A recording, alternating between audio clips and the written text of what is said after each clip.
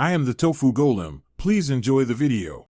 You start by creating a library and a project with the correct frame rate and resolution so files match timeline settings. Next, import clips directly or drag into an event and immediately tag with keywords to stay organized. Once done, configure playback and media preferences. Use proxy at 1/2 or 1/4 for performance with high-resolution footage. This ensures smooth editing and keeps your media where Final Cut Pro expects it, so edits and renders behave predictably. With media organized, assemble your edit on the magnetic timeline by dragging clips into the primary storyline and connecting B-roll or graphics. Use position for absolute placement when needed, then refine timing with blade, roll, slip, and range selection.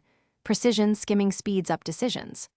Once structure is set, balance shots with basic color correction, apply stabilization to shaky clips, and create multicam or compound clips to manage complex sequences.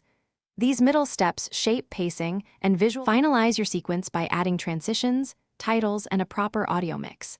Assign roles for dialogue, music, and effects, so export separate tracks cleanly. When ready, choose Export Settings Master File for highest quality or device presets and set codec/bitrate according to delivery needs. If an export stalls or errors, relink offline media first, delete render files to force a fresh render, or toggle proxy mode and re-export. These steps complete delivery and solve the most common final step. Thanks for watching. Consider subscribing if we helped you today.